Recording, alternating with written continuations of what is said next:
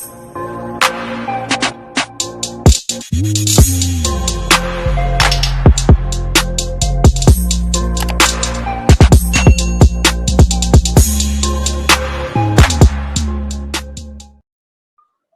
balik lagi bersama gua Rapco Tarigan dan kali ini ada artis papan atas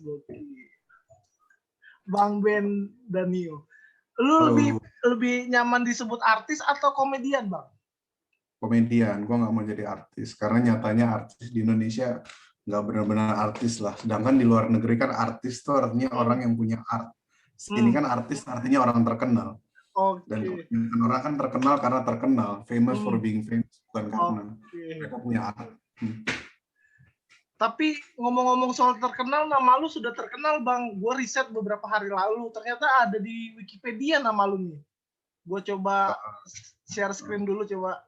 Nah nih, udah ada nama lu ternyata di Wikipedia, Bang. Gimana? Berarti lu terkenal kan?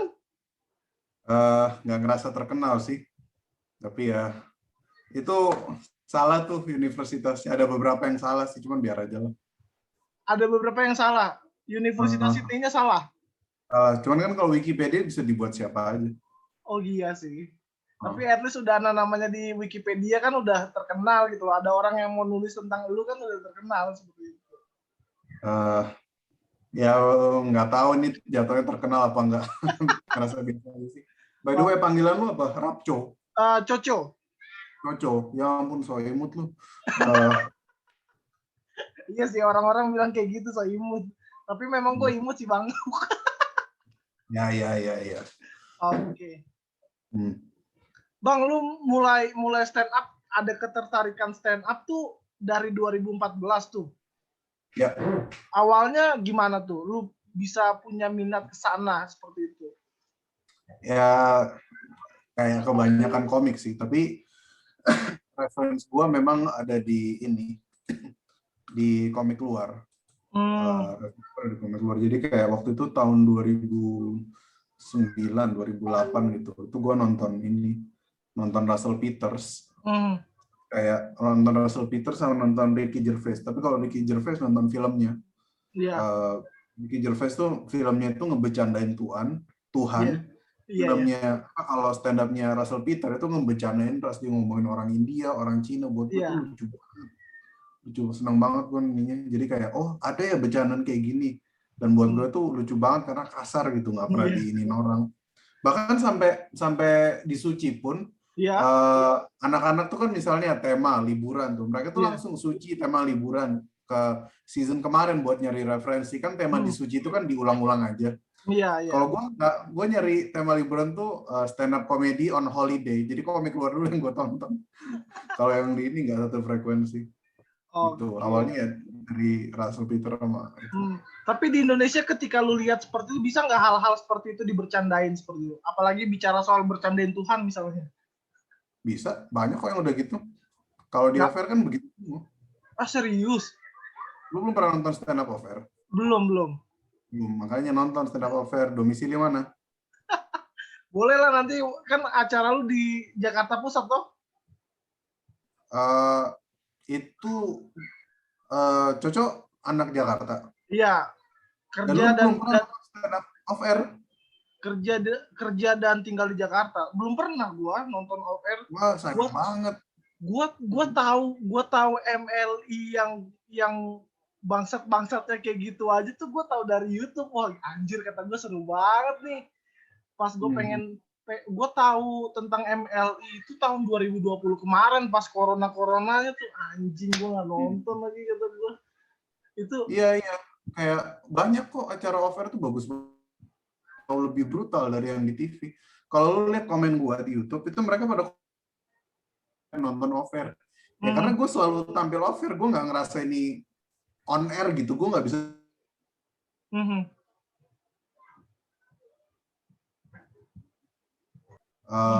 Di screening dulu, dicek dulu. Gue tuh cuma nanya, ini boleh nggak? Dia bilang ini boleh, ini nggak boleh. Ya udah gue omongin. Jadi gue nggak ngerasa itu terlalu gimana gitu. Bahkan ada beberapa yang harusnya disensor malah dibiarin aja sama dia, kayak lo ini nggak disensor, nggak apa-apa lah, biarin aja, ya udah. Oke, wow. Iya, itu jadi concern gue sih. Gue jadi tertarik stand up comedy yang off air-nya justru, karena yang on air-nya kan banyak batasan nih seperti itu kan. Ya. Yang off air-nya gue ngedenger, wah gila parah dah MLI. Gue nonton video-video di YouTube-nya banyak yang disensor kan. Wah bangsa tuh kata gue pengen banget nih nonton kayak gitu kan. Nah ini lu merasa bedanya di on air dan di off air tuh lebih leluasa yang mana? Ketika lu manggung? Ya off air dong. Off air ya? Kan, ya iyalah. Oke. Karena kan kita mesti nurut sama semuanya. Ya kita dikasih batasan, nanti disuruh berdiri di sini, standby di sini. Kalau off air tuh kita sebelum naik aja sebelum naik tuh kita bisa sembunyi dulu lah di belakang, mesti siap-siap kayak tarik napas lah atau muntah lah gimana. Kalau on air kayak di Kompas tuh ya kita mesti duduk di studio gitu ngeliat teman kita sepecah apapun ya mesti ngeliat, mesti tungguin di situ. Jadi kadang kalau gue mau naik itu nungguin siapa mau perform dulu. Gue nyalain handphone dengerin musik gitu kayak aduh nggak mau dengar sepecah apapun. Selesai itu baru gue bisa tenang, jadi harus fokus ke diri sendiri aja.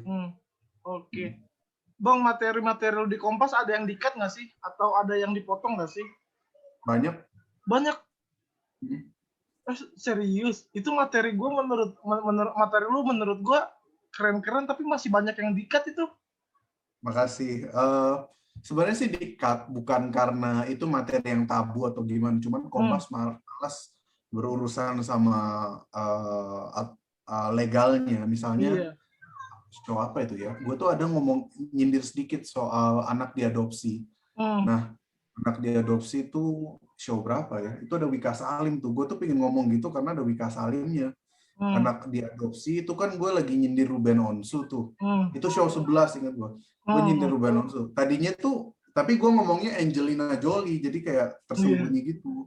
Sebenarnya gue mau langsung ngomong Ruben Onsu gitu. Cuman sama Mas nggak boleh Ben, nanti dia baperan, dia ini kalau artis lain mungkin masih oke. Ya udah kan dia ini. Oke. Wow, ini iya gue sih nyadarnya Angelina Jolie juga lu ngarahnya ke sana, cuman kan nggak boleh langsung ngomong dia kan. Iya. Sama yang ini, sama yang pas gue ngomongin anaknya mantan gue, itu terakhirnya gue tuh ada ngomong gini kayak Kenzo ini PR buat kamu. Ini kalau lu bilang gue nggak punya masa depan, kalau gue mau balas dendam nih anak gue ajarin stand up juga loh. Lu bilang gue nggak bisa, sekarang lu percayakan masa depan anak lu di tangan gue. Kalau gue mau balas dendam, ini anak gue ajarin stand up loh.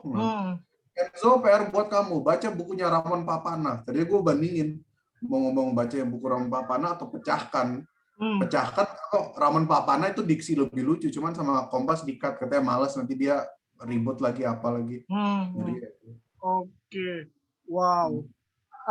Lalu komennya King Abdel kemarin kayaknya yang soal anak tuh dia juga nggak nyaman ya, yang soal pecah terakhir, tapi yang soal anak dibawa-bawa dia nggak nyaman kayak gitu. Itu menurut lu gimana? Apakah itu juga bagian dari kritik komedinya lu membawa anak-anak, atau itu sebenarnya hal yang biasa sebenarnya? Menurut gua, kalau dari gua sih, gua kan membela jokes gua. Itu sebenarnya gua nggak ada bermaksud kasar sedikit pun. Gua cuma nambahin layer ke punchline-nya. Gua tahu materi itu. Kemarin pas gua hari Jumat kemarin ketemu Cing Abdel, wawancara kita juga ngomongin itu. Gua akan membela jokes gua. Sekasar apapun, sekotor apapun, tapi di satu sisi gue juga menghormati Cing Abdel. Dia tuh memang dasarnya hatinya emang lembut. Kalau lu lihat stand-up-nya Abdel tuh kan kayak siapapun bisa menikmati gitu, karena memang kayak gaya pelawak konvensional dan nggak salah gitu. Soalnya gue bilang ke dia, gue tuh nggak ada maksud kayak gitu. Maksudnya adalah gue tuh ada materinya apa lagi? Gue punya materi, punchline-nya apa gitu. Terus gue mau tambahin lagi punchline-nya biar tambah efek ketawa lagi. Cuman agak nurun di situ, cuman ya udahlah. Habis itu gue lupain langsung pindah beat. Ya gitu doang sih. Oke. Wow. Tapi selama karantina di Suci enak nggak sih, Pak?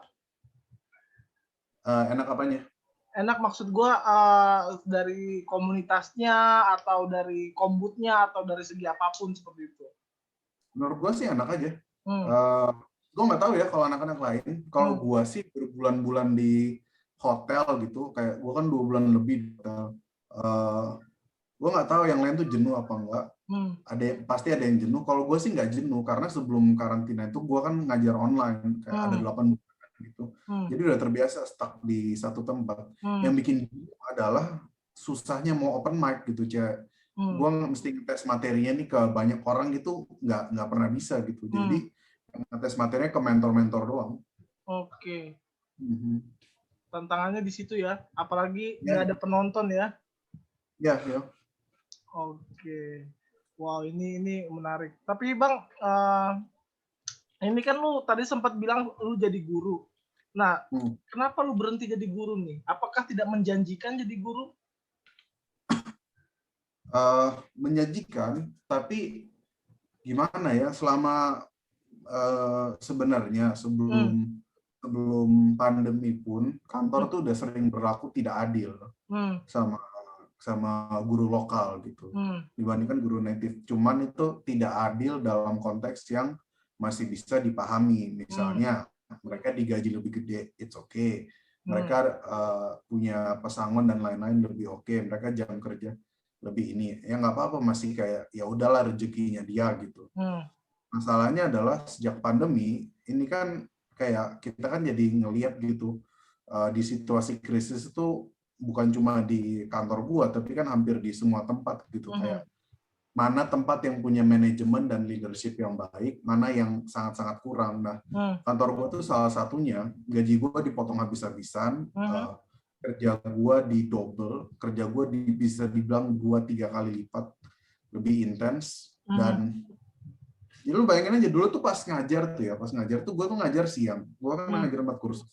Siang biasanya mulai jam 1, selesai jam 8 malam. Selesai jam 8 malam tuh gue nyetir, itu di Tangerang tuh, di Gading Serpong ngajarnya.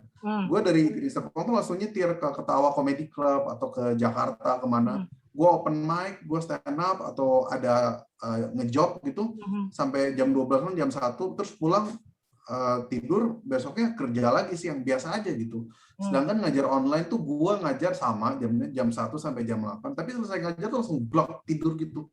Karena memang susah banget ngajar online tuh, capek banget. Kayak segimanapun lu mau berusaha beradaptasi tetap susah, kayak lu macet-macetan di Jakarta, lu tahu Jakarta pasti macet gitu. Tapi ya lu nggak akan pernah ngerasa ya udahlah biasa, namanya juga Jakarta, pasti kan jenuh juga. Jadi kayak banyak banget tekanan yang gue hadapin. Jadi misalnya Suci itu kan harusnya Suci 9 ini harusnya mulai Maret 2020. Iya. Kalau Suci mulai Maret 2020 nggak ada pandemi, gue 100% nggak. Karena waktu itu gue berdamai dengan kerjaan gue biasa-biasa aja.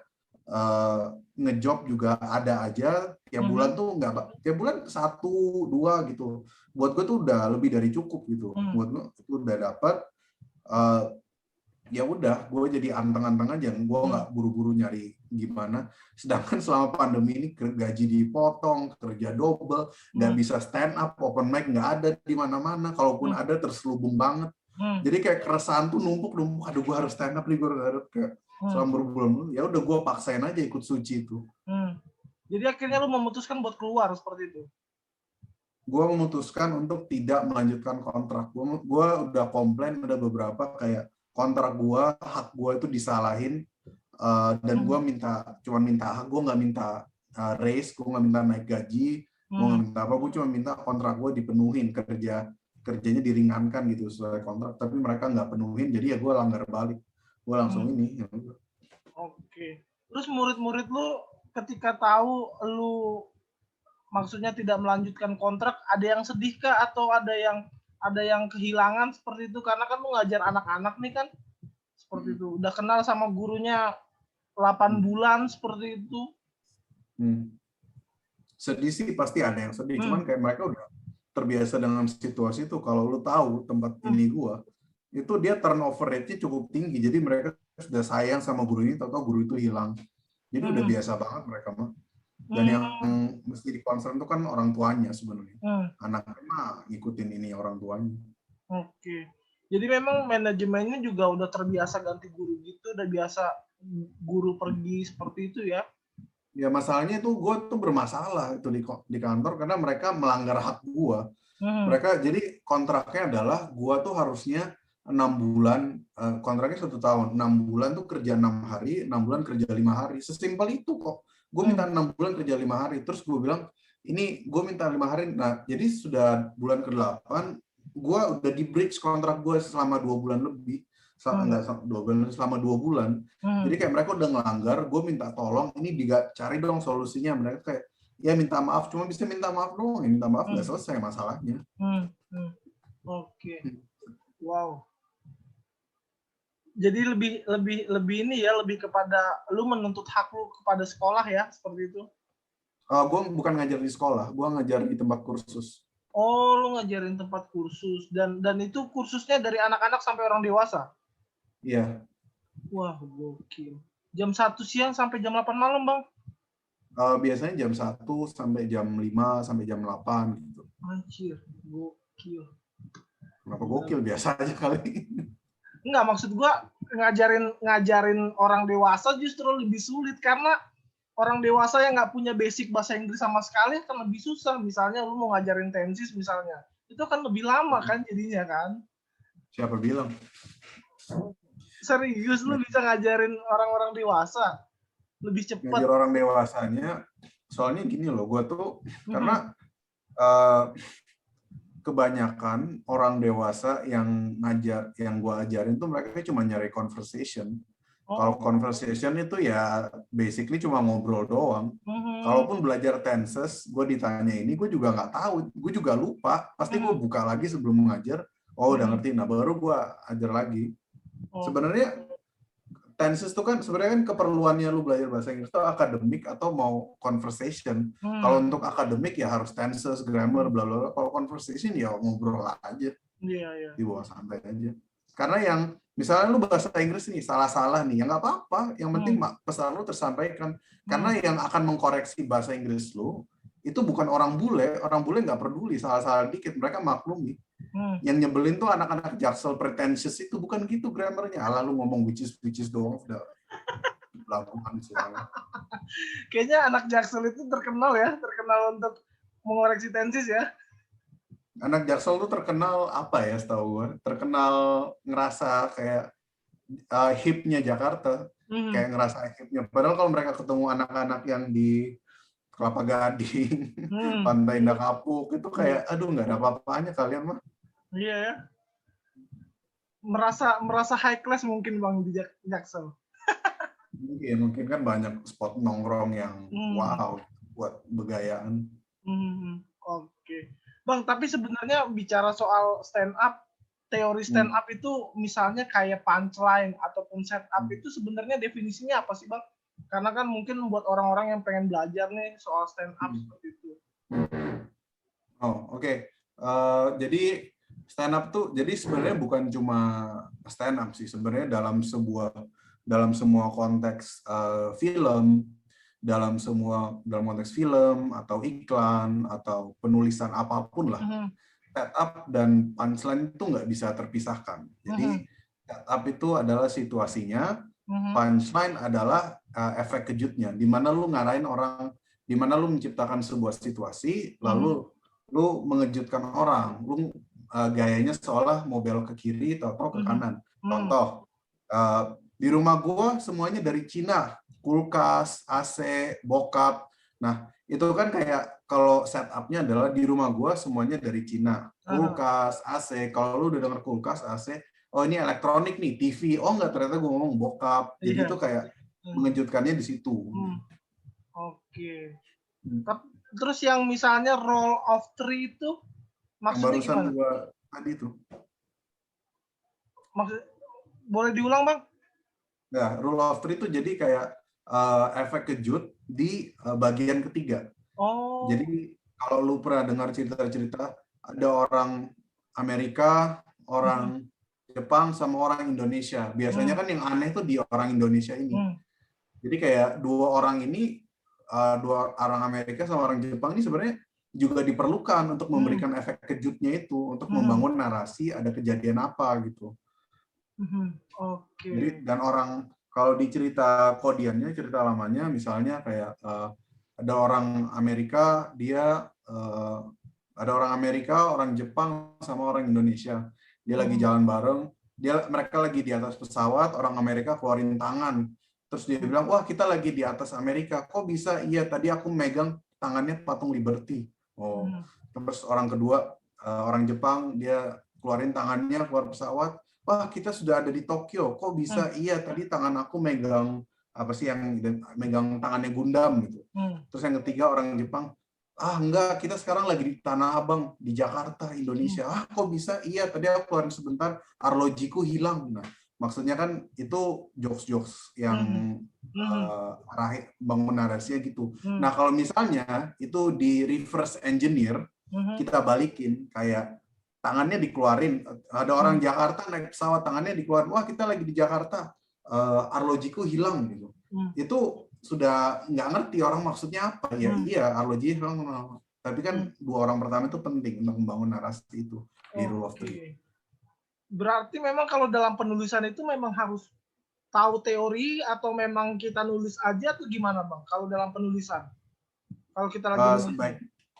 Sebaiknya siapapun yang mau coba ya harus belajar teori dulu. Kalau enggak lu nanti kelabakan, kecuali lu punya basic yang kuat gitu, kayak lu basicnya emang MC atau penyiar atau jurnalis. Itu biasanya orang-orang yang bisa dibilang natural lah, kayak Soleh Solihun gitu. Tapi itu kan sangat jarang gitu. Kalau lu nggak punya background gitu, lu nggak punya background yang itu udah terbiasa ngomong, itu ya susah lu ininya bikin materi stand up-nya. Tapi untuk pemula menulis materi stand up, menurut lu gimana? Susahkah? Karena kan lu pernah mengalami itu gitu loh. Susahnya gimana maksudnya? Gimana? Maksudnya dalam apa, meramu ide seperti itu, meramu pikiran agar ini sinkron dari atas sampai bawah seperti itu.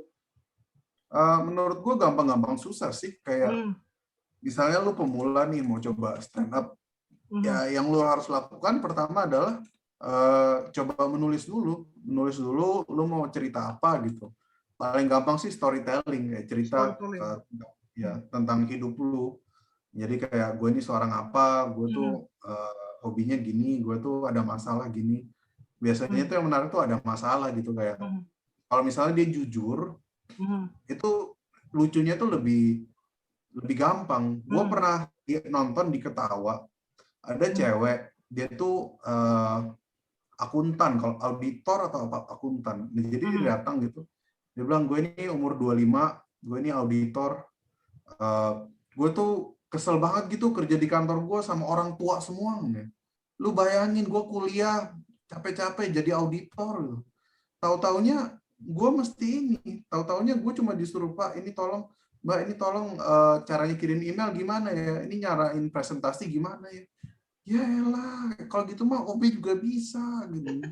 Ya, dia kan jujur aja sebenarnya itu, cuma ngeluh doang. Jadi di situ lucunya. Nah, kalau dibedah lagi, dirapiin lagi tuh bisa jadi set yang ger. Oke. Bang, kalau misalnya riffing itu apa Bang? Gue sering banget denger Radit itu ngomong soal riffing kayak gitu. Itu apa maksudnya, definisinya?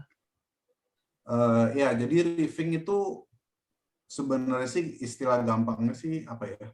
Ya interaksi sama penonton.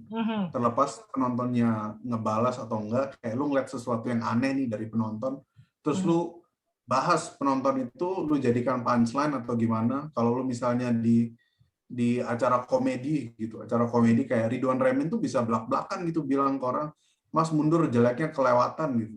Itu dia bisa ngomong gitu karena dia lagi di panggung suci, di panggung Balai Sarbini, semua orang memang siap stand up, siap nonton stand up, siap ketawa. Kalau dia stand up di mall, ada orang kayak gitu, orang lewat digituin, habis dia. Oke. Bang, tapi dalam penampilan lu di Suci kemarin, pernah nggak sih maksudnya mengalami ini punchline-nya yang menurut lu ini bakal ger, tapi tiba-tiba juri nggak ketawa? Ada momen kayak gitu nggak? Sering banget. Sering banget itu? Sering banget, kayak dari show 1, 2, 3 itu gue udah, aduh punchline gue kok gini-gini amat ya. Biasa banget gitu. Sering banget kayak ekspektasi ke punchline. Kadang menurut gue yang sering miss buat pemula adalah bahwa lucu tuh nggak selalu di punchline. Lucu tuh bisa di setup juga bisa lucu, premis juga bisa lucu. Kalau lu kasih argumen yang ini, gue belum apa-apa. Kalau ya Panji sih nggak bisa jadiin contoh, cuma karena dia selalu ketawa.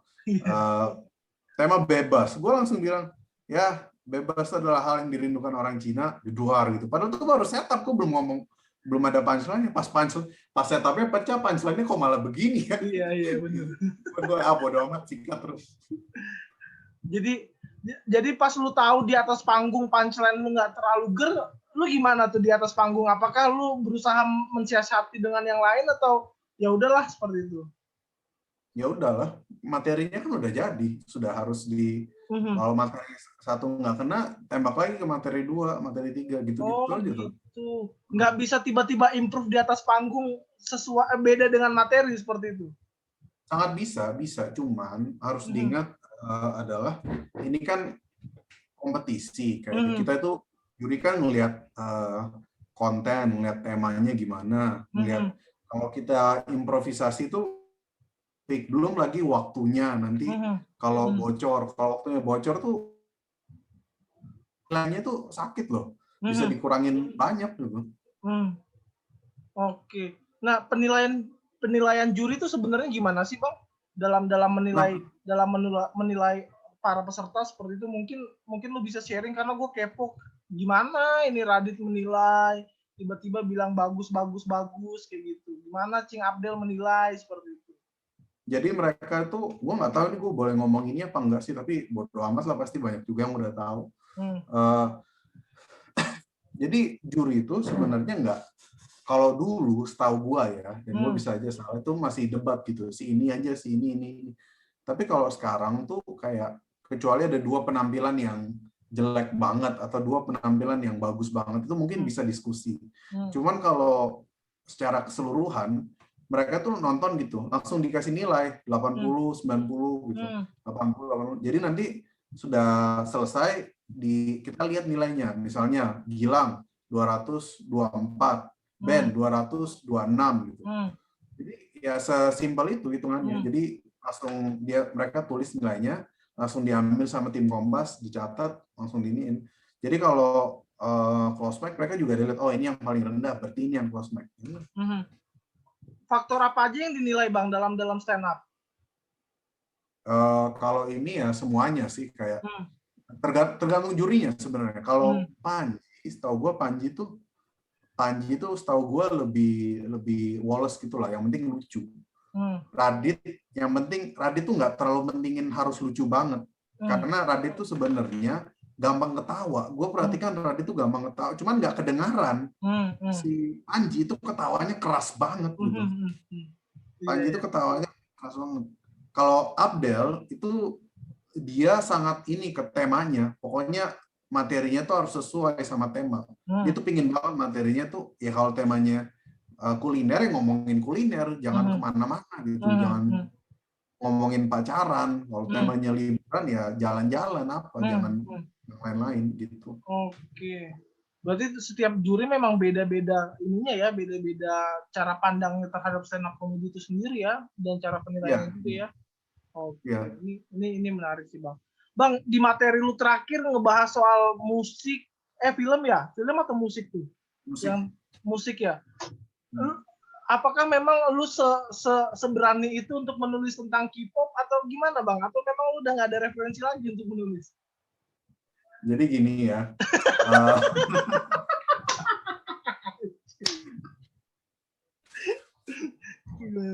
Ya, jadi memang sebenarnya waktu itu pilihan gue tuh ada 2. Pilihan gue tuh ada 2. Yang pertama, gue tuh mau ngebahas soal gue pernah jalan sama cewek ke 10 rumah, kalau pas Imlek kan kayak kita keliling open house, dengerin lagu yang sama mulu. Dengerin lagu Niwen Wo Ai Nia Wo Cia, itu lagu orang Cina jadul banget tuh. Dan semua itu ada. Gue bahas itu, atau gue ngomongin keresahan gue, cewek gue tuh obses banget sama K-pop gitu. Dan gue pun ngerasa salah sama dia karena gue salah karena albumnya itu ternyata berkualitas, dia beli bagus-bagus dan orang tuh mau beli lagi dengan harga mahal. Kenapa kamu nggak jual? Jadi bayangin dia beli album nih, karena limited edition dia bisa beli 300.000 udah sama ongkir. Ada orang mau beli 700 nggak dijual sama dia. Ini 1 juta bisa ini. Jadi kayak gue tuh meremehin dia gitu. Ternyata dia lebih ini dari gue. Tapi kalau soal berani ya, soal berani tuh gini. Gue sebenarnya nggak berani, tapi lu harus ingat gue udah berapa bulan di hotel, materi tiap hari bangun materi kayak jam tidur berantakan, jadi sebenarnya kecapean aja sih dan sudah lewat target gue 10 besar, gue udah siap keluar 10 besar ya udahlah ini udah cukup buat gue, tapi masih keterusan kok gue masih lolos ya udah, kalau lolos syukur, kalau enggak ya udah. Berarti capean aja. Kemarin udah nothing tulus aja keluar di 7 besar, Bang? Iya, nothing tulus. Anjir. Terus respon cewek lu ketika kemudian lu keluar dari situ tapi lu menghina K-pop gimana? Biasa aja, dia ketawa aja nontonnya. Terhibur. Nah, yang perlu lu ingat adalah gue tuh nggak diserang sama sekali karena ada beberapa faktor setelah gue pelajari. Bercandaan plastik itu tahun 2011, 2012 udah basi, jadi udah nggak valid. Jadi kalaupun ada fans K-pop yang dengar saat itu, sekarang mereka udah gede, udah nggak peduli. Itu satu. Kedua, itu karena banyaknya komen yang bilang, wah band siap diserang, wah siap memantau. Nah karena banyak yang komen begitu, itu yang mau nyerang pun tuh nggak berani masuk gitu. Ada satu orang dari ratusan mention yang gue terima, ada satu orang yang bilang, dasar gendut, lu nyusahin negara, mati aja. Satu itu doang, itu pun dihajar 5-6 orang. Ya gitu aja baper, ya dasar kayak plastik detected. Ya gimana mereka mau nyerang, lu gangguin semua, dasar. Gimana gue bisa famous ini? Kapan gue bisa dapat masalah? Kalau, aduh. Jadi gue tuh mengira bahwa itu akan viral dan lo akan diserang di Twitter gitu, Bang. Gue juga mengira begitu, bro. Tapi tidak terjadi, strategi saya salah. Bayangan gue adalah, lu udah lihat kan foto gue tiduran itu sama album-album. Bayangan gue adalah orang bakal marah gitu. Wah, dia ini albumnya berserakan. Wah, dia kurang ajar pengin. Ternyata, wah seneng ya. Wah, ada yang koleksi album kita. Bagi dong. Giveaway. Jadi beda ekspektasi ya. Beda kayak kok jadi begini 180 derajat berbaliknya. Gokil. Tapi menurut gua materi lu tuh kemarin memang banyak gernya daripada ketawanya sih. Banyak yang widih kayak gitu. Karena mereka tuh takut ketawa. Sebenarnya kalau ketawa aja. Dan mereka takut aja. Padahal mah nggak usah. Apalagi yang lu bilang kayaknya gue lebih konsul ke Bang Uus nih daripada ke juri. Gue lebih butuh masukan dari Uus ketimbang komentar juri. Itu ngakak banget gue dengernya karena kayaknya Uus lebih cocok dah. Kalau masalah kayak gini. K-pop. Itu kalau lu nonton di Zoom-nya, nonton on the spot-nya itu segmen gue tuh lama banget tuh, 1 jam bercandaannya kali. Kayak Uus tuh sudah, ya band gini. Ya, ini dia 4 bottom 4 orang di bawah. Ali Akbar, dosa kamu menurut Panji adalah kamu terlalu fokus ke Panji, kamu terlalu ini. Ben, dosa kamu menurut fans K-pop adalah belum ya? Belum ya? Aduh. Gokil. Wow. Gua nggak nyangka lu bisa ngeluarin materi kayak gitu. Buat gue berani banget karena kemarin kan sempet Yonglex dicecer sama fans K-pop kan gara-gara video klipnya dianggap plagiat kan. Itu dicecer banget tuh di Twitter tuh, gila rame banget. Gue pikir kena. Lagi. Ini Uus itu gue baru sadar gitu. Uus tuh sebenarnya diserang bukan karena dia menghina K-pop. Uus tuh kalau lu ingat dia tuh nyerang cewek-cewek berhijab yang ngefans sama K-pop. Apaan lu berhijab tapi dengerin K-pop norak banget gini-gini. Dia nyerang fans ya bukan K-popnya. Jadi dia masalahnya di situ. Iya ya. Sulit juga sih. Aduh, hai. Waduh. Oke, Bang. Ini mungkin gua agak sedikit kepo soal kegiatan lu setelah Suci Kompas nih. Ngapain aja sih lu setelah Suci Kompas? Gue masih ada ngajar privat. Gue lagi ngerjain satu project kecil. Ini bisa share screen nggak sih? Boleh share screen. Bisa kok, bisa share screen. Oke, sebentar ya. Ini ada yang mau gue share screen. Tapi ini jangan di spoiler dulu ya. Nanti gue mungkin dalam 3-4 hari ke depan. Acaranya yang di Jakpus kah? Itu acara komunitas Jakpus, bukan di Monas. Kita stand up, gue dari komunitas stand up Jakpus. Dari komunitas stand up Jakpus. Ini gue udah ngomong belum ya, gue mau jualan sedikit ini. Lu mau jualan tiket? Bukan, jualan ini. Jadi ini gue bisa kelihatan nggak? Kelihatan. Kelihatan kan? Nah, jadi ini ada tanggalnya, gue mau launching ini nanti tanggal 1 Mei. Jadi kira-kira tengah bulan gue baru announce ini. Sebenarnya ini project kecil gue, harganya murah kok, dari 9.000 sampai 49.000. Cuman jualan online gue. Jadi nanti lihat apakah ada peminatnya. Semacam tulisan-tulisan gitu. Oke. Itu nanti bakal lu sounding dalam Instagram lu ya? Iya, di Instagram, Twitter akan gue sounding. Oke. Sip. Bang, mungkin terakhir Bang, harapan lu, ini sedikit refleksi soal pandemi, gimana nih harapan lu? Apakah lu berharap pandemi ini cepat berakhir atau kayaknya lu nyaman dengan situasi pandemi seperti itu? Berharap cepat berakhir, apa yang mau diharapin? Kan vaksin lagi keluar nih. Ya. Harapan lu untuk stand up comedy juga di masa pandemi? Ya balik lagi acara rame-rame gitu, karena ya, stand up kan salah satu yang kena banget karena pandemi. Kayak siapa yang nyangka lu nggak boleh ngumpul-ngumpul gitu, itu kayak padahal esensinya stand up tuh di situ, yang ngumpul-ngumpulnya nonton live-nya. Semoga cepat selesai lah. Jadi nggak bisa bikin tour ya. Kemarin Panji juga 2020 rencana pengen tour juga belum terlaksana sampai sekarang. Gara-gara susah dapat izinnya juga. Tahu sekarang dapat izin atau enggak? Nah, sekarang nggak jadi keluar negeri dia. Tadinya kan ada rencana keluar negeri. Oke. Bang, thank you banget udah ngobrol sama gua. Ntar ini beberapa hal gua edit seperti itu. Gua bakal stop record dulu.